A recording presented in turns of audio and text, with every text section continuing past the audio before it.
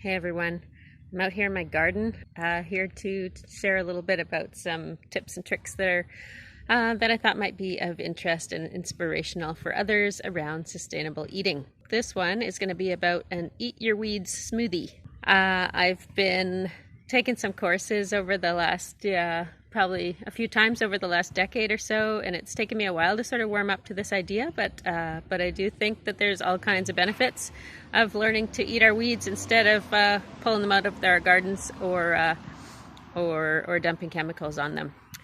Weeds are great. I'll talk a little bit about some specifics in a moment, but they're really good for a lot of them are highly nutritious, and I'd like to talk specifically about green smoothies today. And lots of people make green smoothies with spinach or with kale, but there's all kinds of things you can use directly from your garden in addition or instead of those other green veggies. So smoothies, as you probably know, are healthy, fairly easy to prepare, and very tasty. I would say in terms of prep, it's really helpful to have a good blender. I finally invested in a Vitamix last fall.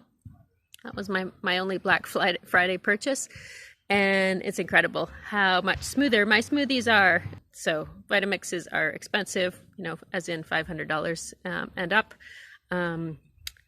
but they make a big difference. But if not, do your best with slightly lumpy smoothies.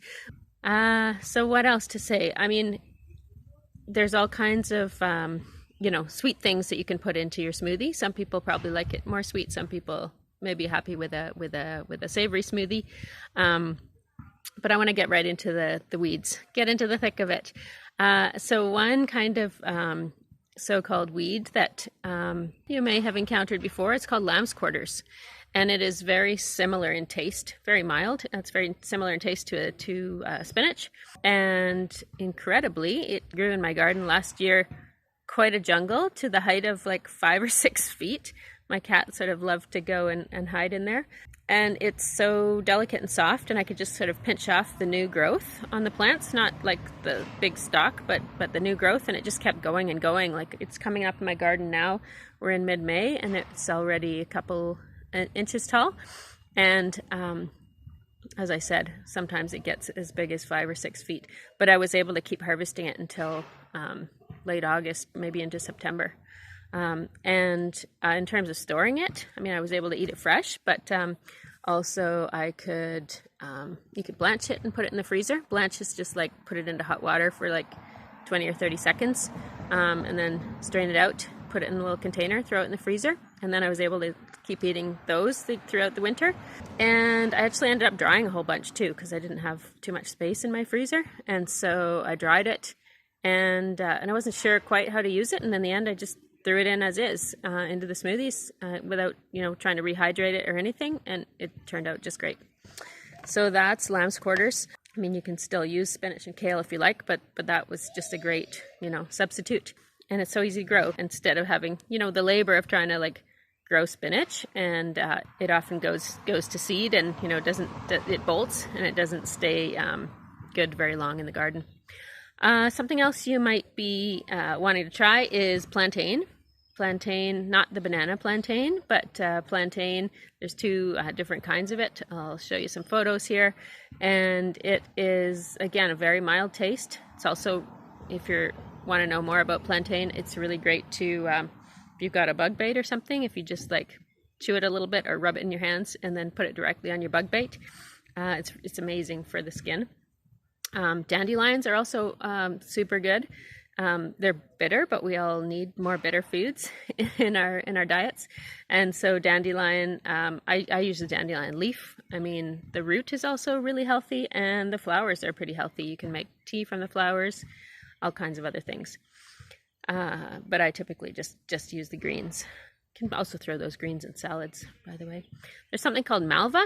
It's a good flower to have in your garden that's pretty drought tolerant. And I remember going to get some flower seeds and like trying to grow this, and then like looking at a picture of it and like, oh, that's what's already growing as a weed in my garden. How ironic.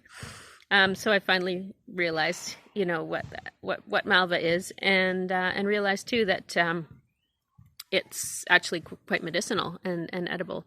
So you can pick off the green leaves, and I'm sure you could eat the flowers as well. But I'm just thrown in the leaves. Mint is super easy to grow, and I pull it out and I dry a bunch of it for teas throughout the rest of the year, and throw it into all kinds of blender drinks that I'm making. Nettles, stinging nettles, that might sound kind of scary, but if you do some reading on the medicinal benefits of stinging nettles, they're phenomenal. Got so many minerals and all kinds of other things. Great for the blood, great for boosting your iron levels, I believe. And on and on. So nettles, if you can get access to them, fresh or dried, they're phenomenal. I also throw in some wood sorrel. Wood sorrel is a really lemony flavor, a little bit sour, but again, tremendously nutritious and another great weed to get to know. Violet leaves. I have violets and they've just spread throughout my garden.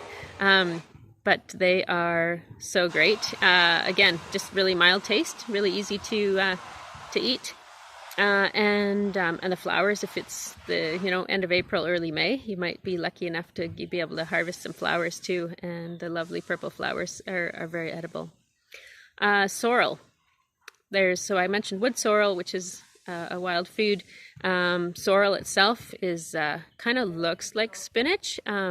But it's a lemony taste, and it's often used as a herb in fish dishes, and it's great to throw into a smoothie as well. Purslane. Purslane, if you don't know purslane, it's a little bit of almost a succulent kind of a squishy green, and again, it's a prevalent weed in lots of gardens and driveways and so on. Very nutritious. Borage. Borage is got these beautiful blue little flowers. I like to. Sometimes if you're feeling fancy, you can put those blue flowers and make ice cubes. They're just so gorgeous, little star-shaped. But the leaves are a little bit cucumbery. So the leaves and flowers are both edible. So that's the main list of weeds that I would recommend that you get to know. One at a time, right? Make friends with it, learn to recognize it, learn about any lookalikes so that you can differentiate it from other things, and give it a try. And then what else can you put in the smoothie? Again, if any of you have done learned about smoothies, it's super versatile. I sometimes throw in some kefir or yogurt if I want to. Sometimes applesauce to sweeten it up a bit. All kinds of other things for sweetening, like orange juice, bananas, berries. But I tend to find it good with just an apple or a couple spoonfuls of applesauce. Keep it not too sweet. You can do chia, you can do flax, you can do, those make it kind of thick. Some lemon, some ginger if you like, avocado if you want it again thick, celery, cucumber, nut butters like almond butter, etc. But all of those are optional. Again, just sort of try it out and see what you like.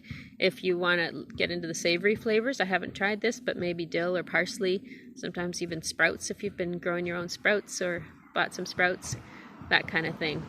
So yeah, I think that's just a bit. I'm getting a little long-winded here, so go out and explore your weeds and see what you can, how you like the taste and what you can make with them. Enjoy.